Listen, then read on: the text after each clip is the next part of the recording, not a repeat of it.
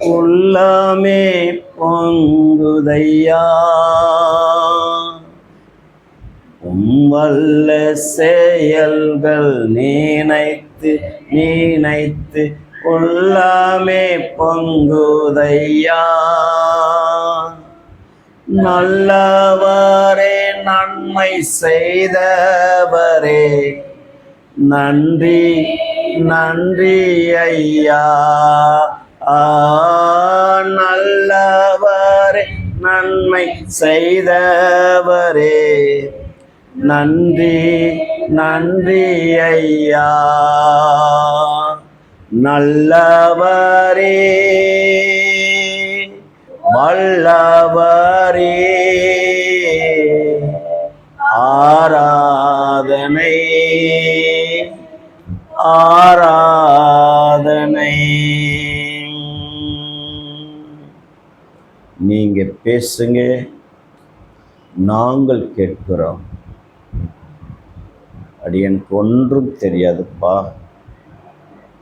நீங்க பேசுங்கப்பா.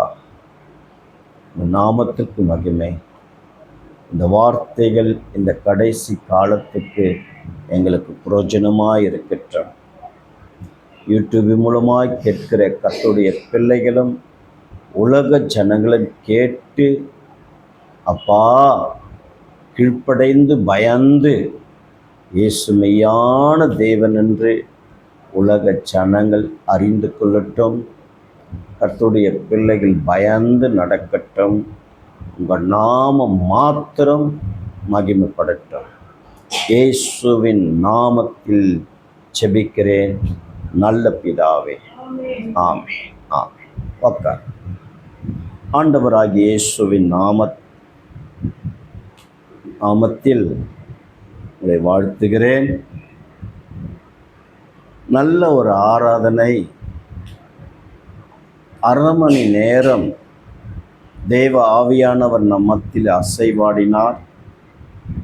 நல்ல ஆராதனையிலே களி கூர்ந்து அந்நிய பாஷைகள் பேசி நவமான பாஷைகள் பேசி ஆண்டவருடைய நாமத்தை மகிமைப்படுத்தினோம். கர்த்தர் நாமத்திற்கு மகிமுண்டாகட்டும். இன்றைக்கு கர்த்தருடைய வார்த்தைகளை கேட்கப் போகிறோம். நாம் வேதமும் இரகசியமும் என்ற தலைப்பிலே நீண்ட நாட்களாய் வெளிப்படுத்தின விசேஷத்தை பார்த்து கொண்டு வருகிறோம். கடந்த 11வது அதிகாரத்திலே 3 பாகமாய் பேசி இன்றைக்கு 4வது பாகமாய் பேசப்போகிற நாம் இந்த வார்த்தைக்குள்ள இருக்கிற இரகசியங்கள், இந்த வார்த்தைக்குள்ள இருக்கிற சரித்திரங்கள், இந்த வார்த்தைக்குள்ள இருக்கிற தீர்க்க தரிசன வார்த்தைகள் எல்லாம் ஆவியானவர் வெளிப்படுத்துவார், பேசுவார். ஆண்டவருடைய நாமத்திற்கு மகிமை உண்டாகட்டும். என் அன்பு பிள்ளைகளே, கடந்த வாரத்திலே சாலமோன் கட்டின தேவாலயத்தை பார்த்தோம், செருபாபேல் கட்டின தேவாலயத்தை பார்த்தோம், 3ஆம் தேவாலயத்தை கட்டப்போகிறதை பார்த்தோம். இன்றைக்கும் அதை தான் நாம் பார்க்க போகிறோம். ஒரு தேவாலயத்தை 3ஆம் தேவாலயத்தை கட்டினால் அதுக்குள்ளே என்ன வைக்கப்பட வேண்டும் என்றால் உடன்படிக்கை பெட்டி நிச்சயமாக மகா பரிசுத்த ஸ்தலத்திற்குள்ளே அந்த உடன்படிக்கை பெட்டி இருக்க வேண்டும். ஒரு ஆமென் சொல்லமா? அல்லேலூயா. கர்த்தர் நாமத்திற்கு மகிமை. ஆனால் இன்றைக்கு அந்த உடன்படிக்கை பெட்டி எங்கே இருக்கிறது? சில ஆராய்ச்சிக்காரர்கள், சில ஊழியர்கள் இந்த உடன்படிக்கை பெட்டி என்னென்ன காரியங்கள் சொல்லி கொண்டிருக்கிறார்கள். என் அன்பு பிள்ளைகளே, வேதத்திலே வாசிக்கிறோம். நீதிமொழிகள் 25ஆம் அதிகாரத்திலே ஒரு வார்த்தை எடுத்துக்கொள்ளுமே. அந்த வார்த்தையே நீதிமொழிகள் 25ஆம் அதிகாரத்தில் அந்த வார்த்தை என்ன சொல்லப்படுகிறது பாருங்களேன். அழகான வார்த்தை. கர்த்தர் நாமத்துக்கு மகிமை. 2வது வசனத்தை வாசிக்கலாம். 25:2.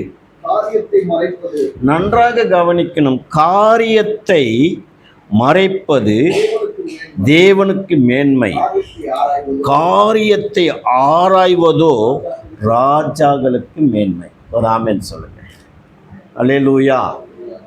இன்றைக்கு இந்த உடன்படிக்கை பெட்டி எங்கே இருக்கிறது என்று ஒரு வேத ஆராய்ச்சியாளர்கள் ஆராய்ச்சி பண்ணும்போது அவர் பிரமித்து போனார் என்று சொன்னார். ஒரு ஆமென் சொல்லுங்க. அல்லேலூயா. கர்த்தர் நாமத்திற்கு மகிமுண்டாகட்டும். என் அன்பு பிள்ளைகளே, இவ்வளோ ஒரு அழகான வார்த்தை என்ன சொல்லப்படுகிறது? காரியத்தை மறைப்பது தேவனுக்கு மேன்மை, காரியத்தை ஆராய்வதே ராஜாங்களுக்கு மேன்மை என்று சொல்லப்படுகிறது. அப்போ மோசையினால் செய்யப்பட்ட இந்த உடன்படிக்கை பெட்டி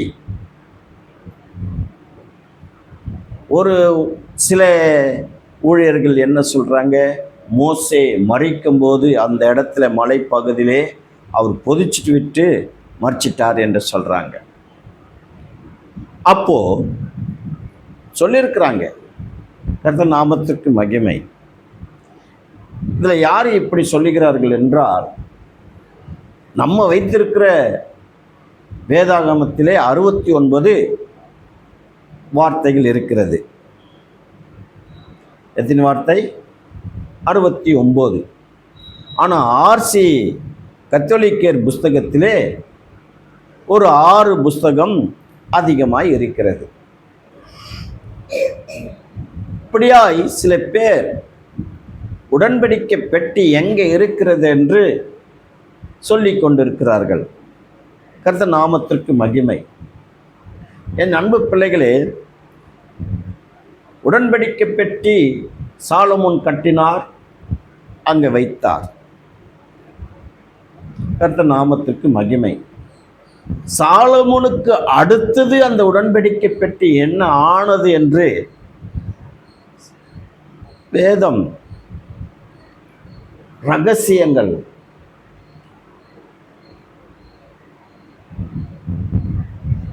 கர்த்தர் நாமத்திற்கு மகிமை இப்படியாய் வேதம் சொல்லுகிறது. என்ன சொல்லுகிறது என்றால், இந்த உடன்படிக்கை பெட்டி எங்கே இருக்கிறது என்று சில ஆராய்ச்சியர்கள் கண்டுபிடிக்கும் போது அது எத்தியோப்பியா தேசத்தில் இருக்கிறது என்று சொல்லுகிறார்கள். கர்த்தர் நாமத்திற்கு மகிமை. அந்த உடன்படிக்கை பெட்டியை 3ஆம் தேவாலயத்தை கட்டும்போது கண்டிப்பாக அது உள்ளே வைக்க வேண்டும். அந்த மகா பரிசுத்த ஸ்தலத்திற்குள்ளே உள்ள வைக்க வேண்டும். அந்த உடன்படிக்கை பெட்டி எத்தியோப்பியா தேசத்துக்கு எப்படி போனது என்று நாம் ஏற்கனவே பார்த்திருக்கிறோம். ஆனால் இந்த வேதமும் ரகசியமும் என்ற தலைப்பில் வெளிப்படுத்தின விசேஷத்தில் 11ஆம் அதிகாரத்திலே 1ஆம் வசனத்திலே அந்த வசனத்தின் நிமித்தம் இந்த 4வது பாகத்தை நாம் பார்த்து கொண்டு வருகிறோம் அல்லவா? நாம் அந்த வசனத்தை வாசிப்போம். 1வது வசனத்தை வெளிப்படுத்தின விசேஷம். பின்பு கைக்கொழுக்கு ஒப்பான ஒரு அளவுகோல் என்னிடத்தில் கொடுக்கப்பட்டது. அப்போது தேவ தூதன் நின்று என்னை நோக்கி, நீ எழுந்து தேவனுடைய ஆலயத்தையும் பலிபீடத்தையும் தொழுது கொள்ளுகிற இடத்தையும் அளந்து பார் என்று இங்கே யோவானுக்கு சொல்லப்பட்டது. ஒரு ஆமென் சொல்லமா? அல்லேலூயா. இந்த யோவான் தான் இந்த வெளிப்படுத்தின விசேஷத்திலே வேத ரகசியங்களும் அழகாய் தீர்க்கதரிசன வார்த்தையிலும் நடக்க போகிற சம்பவங்கள் என்றைக்கு என்றால் இயேசு இந்த பூமிக்கு வந்த பிறகு, அதாவது ரகசிய வரையிலே அவர் மரித்தவர்களை உயிரோடு எழுப்பும்போது, உயிரோடு இருக்கிற கர்த்தருடைய பிள்ளைகளை, உண்மையாக இருக்கிற பிள்ளைகளை எடுத்துக்கொள்ள போகும்போது, என் அன்பு பிள்ளைகளே, அவர் வருகைக்கு முன்பாக தேவாலயம் கட்டப்படும், 3ஆம் தேவாலயம் கட்டி முடித்த உடனே இயேசு வந்து விடுவார், எடுத்துக்கொள்வார். அண்டிகிறிஸ்து ஆட்சி வரும். அந்த தேவாலயத்துக்குள்ளே இந்த உடன்படிக்கை பெட்டியை வைப்பார்கள். ஆமென் சொல்லுங்க. அல்லேலூயா. கர்த்தர் நாமத்துக்கு மகிமையுண்டாகட்டும். என் அன்பு பிள்ளைகளே, இந்த உடன்படிக்கை பெட்டி தாவீது தேவாலயத்தை கட்ட வேண்டும் என்று நினைத்தார். அவரால் கட்ட முடியவில்லை. இந்த உடன்படிக்கை பெட்டி வைக்க அவங்க மகன் சாலமோன் கட்டினார், உடன்படிக்கை பெட்டியை வைத்தார். இந்த சாலமோனுக்கு அதுக்கப்புறம் என்ன நடக்கிறது என்று பார்த்தால், எடுத்துக்கொள்ளுவோம். 1 ராஜாக்களின் புஸ்தகம்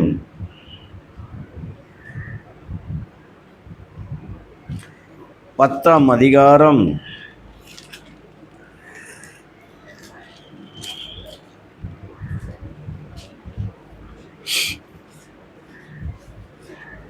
'அதில் ஒரு சில வார்த்தைகளை நாம் பார்ப்போம். 13வது வசனம் வரையிலும் சொல்லப்படுகிறது. 2 நாளாகமம் புஸ்தகம் 9ஆம் அதிகாரம் 1ஆம் வசனம் முதல் 12ஆம் வசனம் முதல் இங்கே ஒரே இதுதான் சொல்லப்படுகிறது. நன்றாக கவனிக்கணும் என் அன்பு பிள்ளைகளே. வாசிக்கலாம். 1வது வசனத்தை வாசிக்கலாம். 10:1. கர்த்தருடைய நாமத்தை குறித்து சாலமோனுக்கு உண்டாயிருந்த கீர்த்தி சேபாவின் ராஜஸ்திரிக்கு கேள்வியான போது அவள் விடுகதைகளினால் அவனை சோதிக்கிறதற்காக மிகுந்த பரிவாரத்தோடும் கந்தவர்க்கங்களையும் மிகுதியான பொன்னையும் ரத்தனங்களையும் சுமக்குகிற ஒட்டங்களோடும் எருசலேமுக்கு வந்தாள்.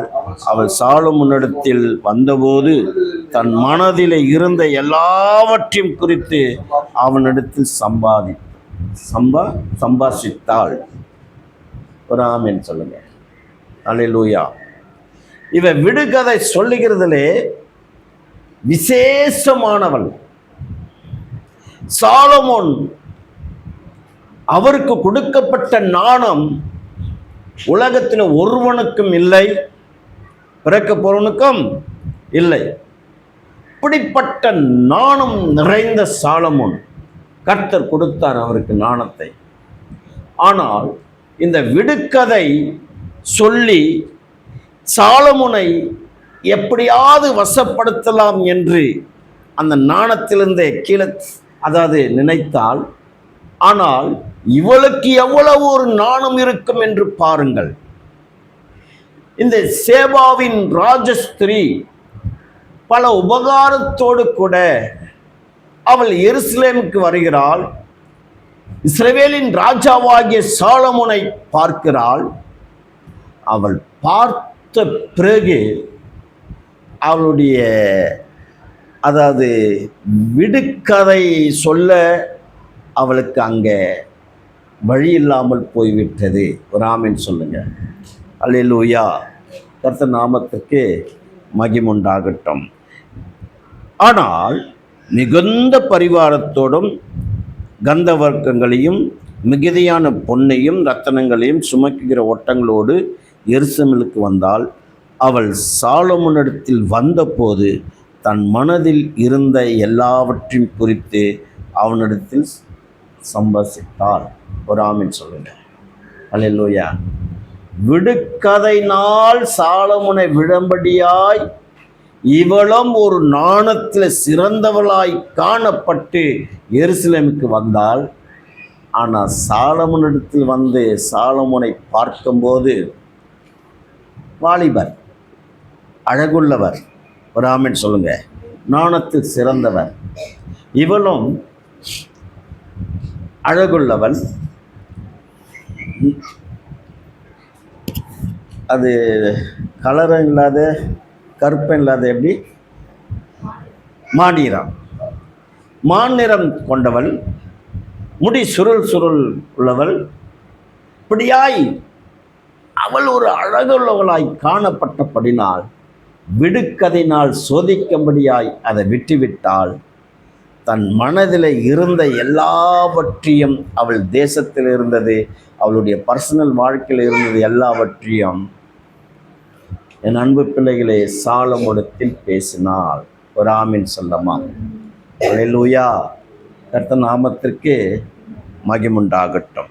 அடுத்த வசனத்தை பார்ப்போம். 3வது வசனத்தை சுருக்கமாக சொல்லிடுறோம். அப்போது சாலமோன் அவள் கேட்டவைகள் எல்லாம் விடுவித்தான்.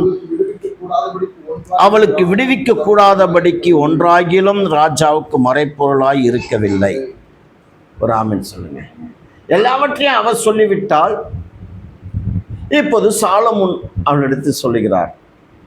இப்படியாய் பார்க்க பார்க்க பார்க்க பேச பேச சாலமோனுக்கு ஒரு ஆசை வந்துடுது, இவளை எப்படியாவது அடைய வேண்டும் என்று. ஒரு ஆமென் சொல்லமா? அவளும் சாலமோனை பார்த்த உடனே அவளும் ஒரு மாறியாக ஆகிவிட்டாள். நான் என்னமோ நினைத்தனே, இந்த சாலமோன் ராஜாவை குறித்து இங்க வந்து பார்த்த பிறகுதான் உண்மையாய் தெரிகிறது என்று நினைத்தாள். 4வது வசனம். சேபாவின் ராஜஸ்திரி சாலமோனுடைய சகல நாணத்தையும், அவன் கட்டின அரண்மனையும், அவன் பந்தின் பதார்த்தங்களையும், அவன் ஊழியக்காரன் வீடுகளையும், அவன் வித்தியகஸ்தரின் வரிசையும், அவர்கள் வஸ்திரங்களையும், அவனுடைய பானபாத்திரக்காரரையும், அவன் கர்த்தருடைய ஆலயத்திற்குள் பிரவேசிக்கும் நடைமண்டபத்தையும் கண்டபோது அவள் ஆச்சரியத்தால் பிரமை கொண்டு ராஜாவை நோக்கி, உம்முடைய வர்த்தமானங்கள், உம்முடைய நாணத்தையும் குறித்து நான் என் தேசத்தில் கேட்ட செய்தி மெய்யாயிற்று. கீழே படிங்க. நான் வந்து அதை என் கண்களால் காண மட்டும் அந்த வார்த்தைகளை நான் நம்பவில்லை. இவைகளை பாதியாகிலும் எனக்கு அறிவிக்கப்படவில்லை என்று காண்கிறேன். நான் கேள்விப்பட்ட பிரஸ்தாபத்தை பார்க்கலும் உடைய நாணமும் செல்வமும் அதிகமாயிருக்கிறது. ஒரு ஆமென் சொல்லுங்க. அல்லேலூயா. கர்த்தர் நாமத்திற்கு மகிமுண்டாகட்டும். வசனத்தை பார்த்து கொண்டு போனால் போய்கொண்டுதான் இருக்க வேண்டும். சாலமோன் நேரடியாக கேட்கிறார். வேதத்திலே அப்படி சொல்லாவிட்டாலும் சரித்திரத்திலே காணப்படுகிறது. ஒரு ஆமென் சொல்லமா? அல்லேலூயா. கர்த்தர் நாமத்திற்கு மகிமுண்டாகட்டும். இந்த சரித்திரத்தை ஒரு ஆராய்ச்சியாளர் எங்கே பார்க்கிறார் என்றால், இங்கிலாந்து இருக்கிற மியூசியத்தில் பார்க்கிறாராம். எத்தியோப்பியா தேசத்தில் இப்படிப்பட்ட சம்பவங்கள் இருக்கிறது என்று கண்ணோக்கி பார்க்கும்போது அதிர்ச்சி அடைந்து போனாராம். ஆனால் இங்கே சாலமோன் இந்த சேபாவின் ராஜஸ்திரியை பார்த்து நான் திருமணம் செய்து கொள்ளலாமா என்று கேட்கும்போது அவளும் ஒத்துக்கொள்கிறாள். ஆனால் சட்ட ரீதியாக தான் நான் திருமணத்தை செய்து கொள்ளுவேன் என்று சொல்லுகிறாள். ஒரு ஆமென் சொல்லுங்க. அல்லேலூயா. கர்த்தர் நாமத்திற்கு மகிமுண்டாகட்டும். என் அன்பு பிள்ளைகளே, மீண்டுமாய் சொல்லுகிறேன், வேதத்தில் இல்லை என்றாலும் சரித்திரத்திலே காணப்படுகிறது. ஒரு ஆமென் சொல்லமா? இந்த எத்தியோப்பியா தேசம் ஆதியாகமம் 10வது அதிகாரத்தில் சொல்லப்படுகிறது. பழமையான தேசம், செழுமையான தேசம், ஆசீர்வதிக்கப்பட்ட தேசம். அந்த ராஜாக்கள் அதிகமாய் ஜனங்களை நேசிக்கிற அந்த ராஜா, அதிகமாய் ஜனங்களை நேசிக்கிற தேசம், ஜனங்களும் அந்த ராஜாவை நேசிக்கிற தேசம். அங்கிருந்துதான் இந்த சேபாவின் ராஜஸ்திரி சாலமோனை பார்க்க வந்தால் இங்கே சாலமோனை திருமணம் செய்து கொள்கிறாள். ஒரு ஆமீன் சொல்லமா? அல்லேலூயா. அவள் அவசரமாய் திருமணம் செய்து அவர்களுடைய காரியங்கள் முடிந்த பிறகு அவசரமாய் அவள் ஊருக்கு போகும்போது அவள் தகப்பனார் நிமித்தம் அவள் கொண்டு வந்ததை காட்டிலும் அதிகமாய் சாலமோன் கொடுத்து அனுப்பினார். ஒரு ஆமென் சொல்லமா? அல்லேலூயா. அது மாத்திரமில்லை, அவள் கர்ப்பமாய் இருக்கிறாள் என்று அறிந்து அவள் ஒரு குமாரனை பெற்றாள். ஒரு ஆமென் சொல்லுங்க. அல்லேலூயா. கர்த்தர் நாமத்திற்கு மகிமை. அவள் ஒரு 5-6 வருஷம் வயது வரைக்கும் அந்த குழந்தையை வளர்த்து, நீ இங்கே இருந்தால் சரி இருக்காது, உன் தகப்பன் தேசத்துக்கு போ, அங்கே போனதான் உன் தகப்பன் விசேஷ நாணத்தில் நிறைந்தவர், தேசத்தின் ராஜா, அவரை போல் இந்த பூமியில் ஒருவரும் இல்லை என்று இந்த மகனை அவளுடைய ஆட்களோடு கூட அனுப்பி வைத்தாள். ஒரு ஆமென் சொல்லுங்க. அல்லேலூயா. கர்த்தர் நாமத்திற்கு மகிமுண்டாகட்டும். இவனும் ரொம்ப ஆசையாக தான் இருந்தான். என் மனைவி வருகிறாள், ராஜா, அதாவது சேபாவின் ராஜஸ்திரி தான் வருகிறாள் என்று நினைக்கும் போது, ஆனால் அவன் என்ன நினைத்தான் என்றால், பார்க்க ஆள் இல்லை, சிறிய மகனோடு கூட அந்த தேசத்தின் அதிபதிகளோடு கூட வந்தார்கள். ஆமென் சொல்லுங்க. அல்லேலூயா. மகனை பார்த்த உடனே, சரீரமெல்லாம் என்னுடைய கலராக இருக்கிறது, முடியோ சேபாவின் ராஜஸ்திரியை போல சுருண்டாய் அழகாய் இருக்கிறானே என்று அவன் அணைத்து கொண்டு தன் மகனை கூடவே வைத்தான். ஒரு ஆமென் சொல்லுமாம். அல்லேலூயா. கர்த்தர் நாமத்திற்கு மகிமுண்டாகட்டும். என் அன்பு பிள்ளைகளே, மகனும் அங்கே தேவாலயத்தில் நடக்கிற எல்லா பலிகளை பார்த்து தன் தேவனை சொந்த தேவனாய் ஏற்றுக்கொண்டான். பயபக்தியாய் தேவனை ஆராதிக்கக்கூடியவனாய் மாறிவிட்டான்.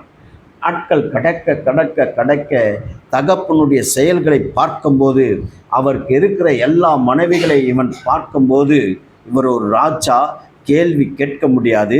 தகப்பன் அந்நிய ஸ்திரீகளோடு கூட கோவில்களை கட்டிக்கொண்டு விக்கிரகத்துக்கு ஆராதனை செய்து கொண்டு இப்படியா இருக்கிறாரே என்று, எங்கே என் தகப்பன் பின்மாற்றம் அடைந்து போய் என்னையும் மாற்றி விடுவானோ என்று நினைத்து தகப்பனை கூப்பிட்டு, அப்பா, நான் என் தேசத்துக்கு, என் தாயிடத்துக்கு போகிறேன் என்று சொன்னான்.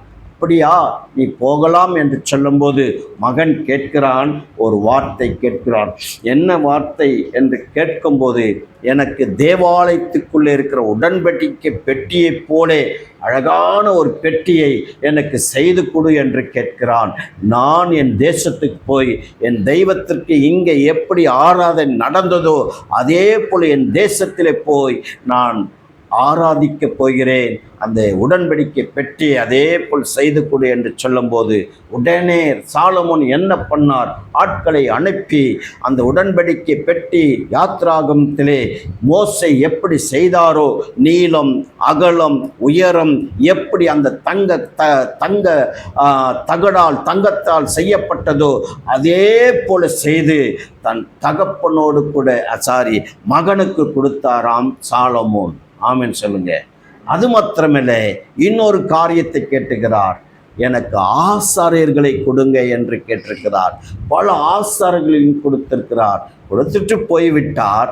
ஆனால் இந்த ஆசாரியர்களும், இந்த சாலமுடைய மகன் பெயர் மினலோக் என்ற அவனும் என்ன பண்ணார்கள் என்றால், இந்த செய்யப்பட்ட உடன்படிக்கை பெட்டியை தேவாலயத்திற்குள் போய் அங்கே வைத்துவிட்டு ஒரிஜினல் உடன்படிக்கை பெட்டியை எடுத்து கொண்டு வந்து விட்டார்கள். ஒரு ஆமென் சொல்லுங்க. அல்லேலூயா. இதுதான் உண்மை, இதுதான் சரித்திரம். ஒருவேளை நீங்கள் கேள்வி கேட்க வேண்டும் என்றால் பல ஆராய்ச்சியாளர்களிடத்தில் நீங்கள் போய் கேட்கலாம். ஆண்டவர் நாமம் இதனால் மகிமைப்படும். ஒரு ஆமென் சொல்லமாம். அல்லேலூயா. கர்த்தர் நாமத்திற்கு மகிமை. உடன்படிக்கை பெட்டி அவ்வளோ சீக்கிரமாக அந்த மகா பரிசுத்த ஸ்தலத்திற்குள்ளே உள்ளே போக முடியாது என்று எல்லாருக்கும் தெரியும். வேதத்திலும் சொல்லப்படுகிறது. உடன்படிக்கை பெட்டி சாதாரண ஆள் தொட்டாலுமே காலி. அதுவும் மகா பரிசுத்த ஸ்தலத்திற்கு உள்ளே போகவும் முடியாது. ஆனாலும் தேவன் இது அனுமதித்ததினாலே அந்த உடன்படிக்கை பெட்டி செய்ததை தேவாலயத்துக்குள் வைத்துவிட்டு ஒரிஜினலை, மோசே செய்யப்பட்ட அந்த ஒரிஜினல் உடன்படிக்கை பெட்டி எடுத்து கொண்டு வைத்தார்கள். ஆமீன் சொல்லமாம். தன் தகப்பனிடத்தில் சொல்லிவிட்டு அந்த ஒரிஜினல் உடன்படிக்கை பெட்டி எடுத்து கொண்டு போனார்கள். அதற்குள்ளே என்ன இருக்கிறது தெரியுமா? என்ன இருக்கிறது? 10 கட்டளை அது உள்ளே இருக்கிறது. ஆரோனின் துளிர்கோல் அதில் உள்ளே இருக்கிறது. அதுக்கப்புறம் மன்னா இருக்கிறது. ஒரு ஆமீன் சொல்லுங்க. ஹல்லேலூயா. கர்த்தர் நாமத்திற்கு மகிமை உண்டாகட்டும். இந்த 3 தாங்க அவ்வளோ ஒரு வல்லமை அந்த பொட்டியில் காணப்படுகிறது. ஆமீன் சொல்லுங்க. ஹல்லேலூயா. கர்த்தர் நாமத்திற்கு மகிமை உண்டாகட்டும். சாலமோன் அந்த பொட்டியோடு தன் மகனையும் கூட இருக்கிற ஆசாரியர்களையும் யூத ஆசாரியர்களையும் அங்கே எருசலேமிலிருந்து எத்தியோப்பியா தேசத்துக்கு புறப்பட்டு போனார்கள். ஒரு ஆமீன் சொல்லுங்க. ஹல்லேலூயா. கர்த்தர் நாமத்திற்கு மகிமுண்டாகட்டும். எத்தியோப்பியா தேசத்திலிருந்து இந்த ஆசாரியர்களுக்கு எருசலேமிலிருந்து தான் பொண்ணை எடுத்து திருமணம் பண்ணினார்கள். அங்கே யூத வம்சம் வளர்ந்து கொண்டே இருந்தது. ஒரு ஆமீன் சொல்லுங்க. ஹல்லேலூயா. கர்த்தர் நாமத்திற்கு மகிமை. அந்த ஆராய்ச்சியாளர் கண்டுபிடித்தது, அந்த உடன்படிக்கை பெட்டியை கண்டுபிடிக்கும் போது, அதாவது அந்த மியூசியத்திலே அந்த வரலாறை படிக்கும்போது 8 உடன்படிக்கை பெட்டி இந்த கர்த்தர் நாமத்துக்கு சோத்திரம் மினேலேக் என்கிற அந்த தேசத்து எத்தியோப்பியா தேசத்தில் 8 உடன்படிக்கை பெட்டி செய்து கர்த்தர் நாமத்துக்கு மகிமை உண்டாகட்டும். என் அன்பு பிள்ளைகளே, 9வது ஒரிஜினலோடு சேர்த்து 9வது உடன்படிக்கை பெட்டி ஒவ்வொரு தீவிலே அந்த பகுதியிலே வைக்கப்பட்டிருக்கிறதாம். இந்த உடன்படிக்கை பெட்டி யாருக்குமே இது எது ஒரிஜினல் என்று எருசலேம் இருக்கிற ஜனங்களுக்கு தெரியாது. எத்தியோப்பியா தேசத்தில் வாழ்கிற யூத ஜனங்களுக்கு மாத்திரம்தான் இது ஒரிஜினல் என்று தெரியுமாம். ஒரு ஆமீன் சொல்லுங்க. கர்த்தர் நாமத்திற்கு மகிமை உண்டாகட்டும். யாத்ராகமம் கர்த்தர் நாமத்திற்கு மகிமை செலுத்துகிறேன். என் அன்பு பிள்ளைகளே, யாத்ராகமம் புஸ்தகத்திலே இருந்து சாலமோன் வரையிலும் இந்த உடன்படிக்கை பெட்டியை குறித்து 200 முறை சொல்லப்பட்டிருக்கிறது. யாத்ராகம் செய்த மோசே செய்த உடன்படிக்கை பெட்டி அந்த இடத்திலிருந்து சாலமோன் வரையிலும் 200 முறை உடன்படிக்கை பெட்டியை சொல்லப்பட்டு கொண்டு வந்திருக்கிறது. வேதத்தில் சொல்லப்பட்டிருக்கிறது. ஆனால் சாலமோனுக்கு அடுத்தது அவன் ராஜா ஆனதிலிருந்து அவன் பிள்ளையுடைய பிள்ளை பிள்ளையுடைய பிள்ளை பிள்ளையுடைய பிள்ளை 17 ராஜாக்களுக்கு அப்புறம் ஒரே ஒரு முறைதான் இந்த உடன்படிக்கை பெட்டியை குறித்து சொல்லப்படுகிறது. நன்றாக கவனிக்கணும். அதுவும் எதில் சொல்லப்படுகிறது என்றால் 2 நாளாகமம் 35ஆம் அதிகாரத்திலே 3வது வசனம் சொல்லப்படுகிறது. எங்கே சொல்லப்படுகிறது என்றால் 2 நாளாகமம் 35ஆம் அதிகாரம் பக்கம் 586 பக்கம் 586 நடுமையத்தில் இருக்கிறது. நன்றாக கவனிக்கணும். அந்த 3வது வசனத்தை வாசிக்கிறேன். நன்றாக கவனிக்க வேண்டும். அவனுக்கு முன்பாக 3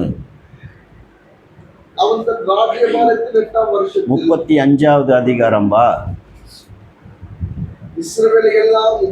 இஸ்ரவேலை எல்லாம் உபதேசிக்கிறவர்களும் கர்த்தருக்கு பரிசுத்தமாக்கப்பட்டவர்களுமாகிய லேவியரை நோக்கி பரிசுத்த பெட்டியை தாவீதின் குமாரனாகிய சாலமோன் என்னும் இஸ்ரவேலின் ராஜா கட்டின ஆலயத்திலே வையுங்கள். அப்படியே விடு. அப்ப எங்க இருக்கிறது? இந்த வார்த்தை யார் சொல்லுகிறார்? ஓசியா சொல்லுகிறார். தாவீதின் மகனாகிய கட்டிய இந்த தேவாலயத்துக்குள்ளே பரிசுத்த உடன்படிக்கை பெட்டியை வையுங்கள் என்றால் இவர் யாரிடத்தில் சொல்லுகிறார்? அங்கே இருக்கிற ஆசாரிகளிடத்தில் சொல்லுகிறார். இவர் யார் என்றால் ஓசியா 17வது ராஜா, சாலமோனுக்கு அடுத்தது. யாத்ராகம் புஸ்தகத்திலிருந்து சாலமோன் வரையிலும் 200 முறை உடன்படிக்கை பெட்டியை குறித்து சொல்லப்படுகிறது. சாலமோனுக்கு அடுத்தது 17 ராஜாக்கள் 270 ஆண்டு வருஷம் கழித்து யோசியா ராஜா சொல்லுகிறார், தேவாலயத்தில் உடன்படிக்கை பெட்டியை வையுங்கள் என்று. இந்த ஒரு முறைதான் 270 வருஷத்திலே உடன்படிக்கை பெட்டி சொல்லப்படுகிறது. ஒரு ஆமீன் சொல்லமா? அல்லேலூயா.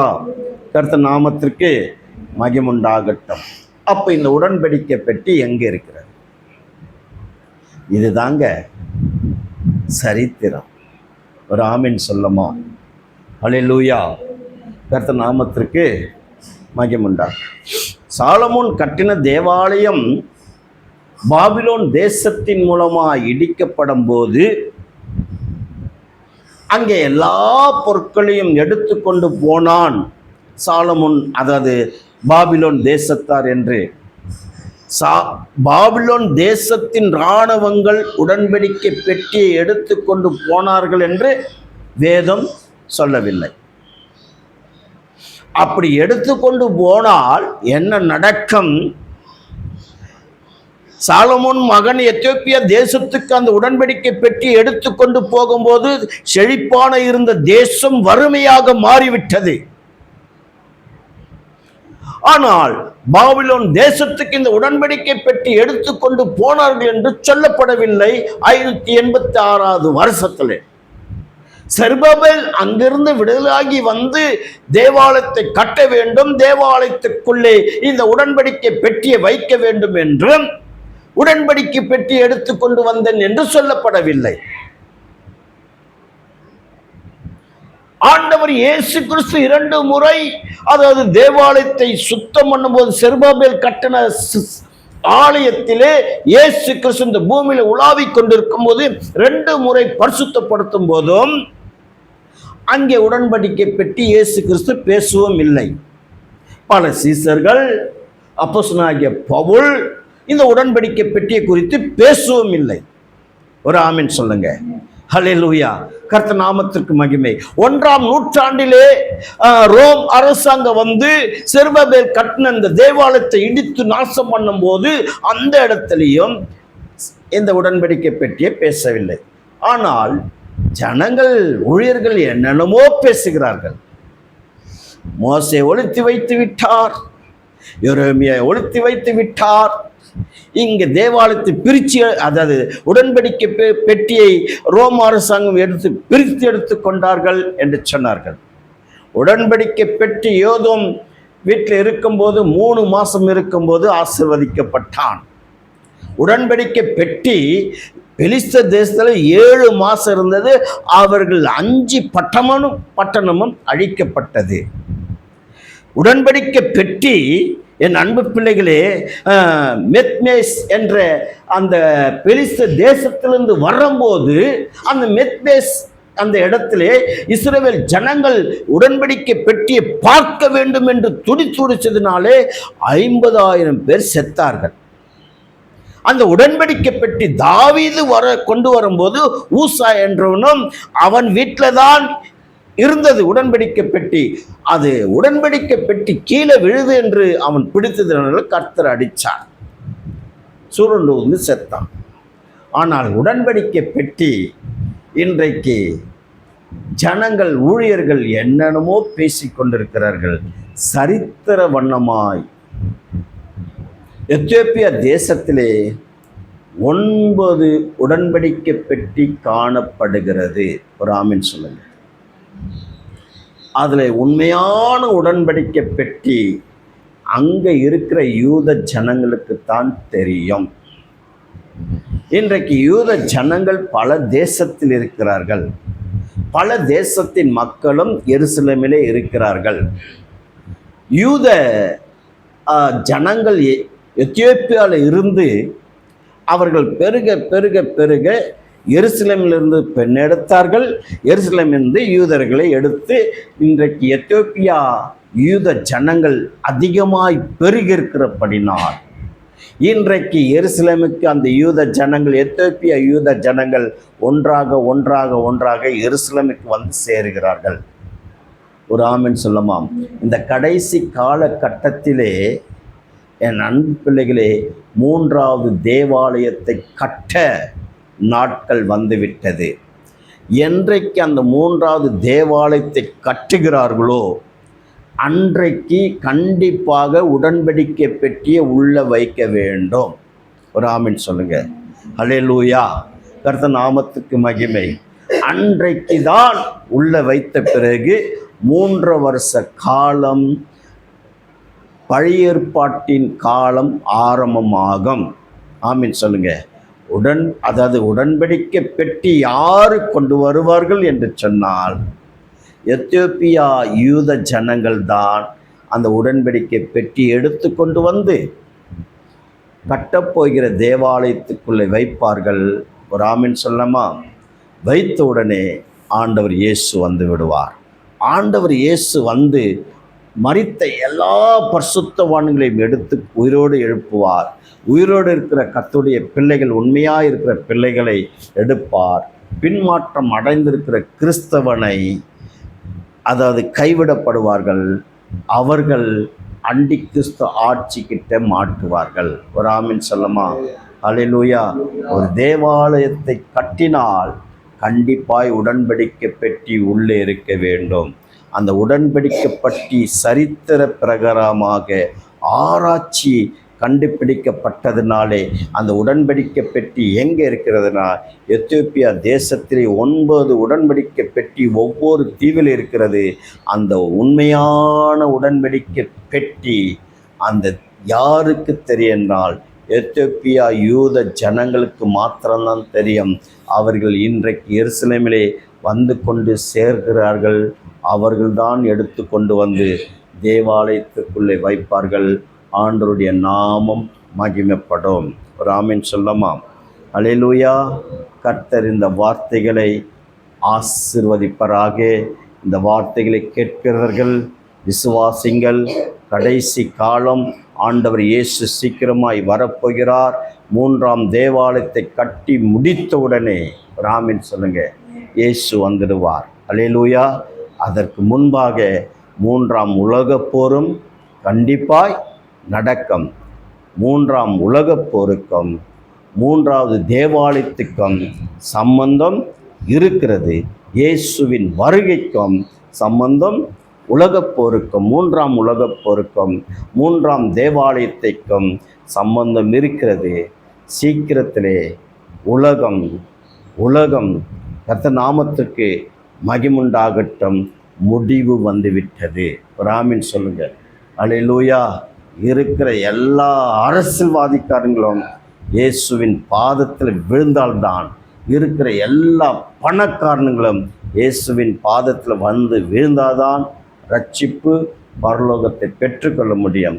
இல்லை என்றால் பூமியிலே பரிதபிக்கக்கூடிய சூழ்நிலைகள் வரும். உன் பணம் உன்னை காப்பாற்றாத அந்த நேரத்தில் நீ 1 ரூபாய் கொடுத்து ஒரு வேளைக்குத்தான் ஆகாரம் கிடைக்கும்.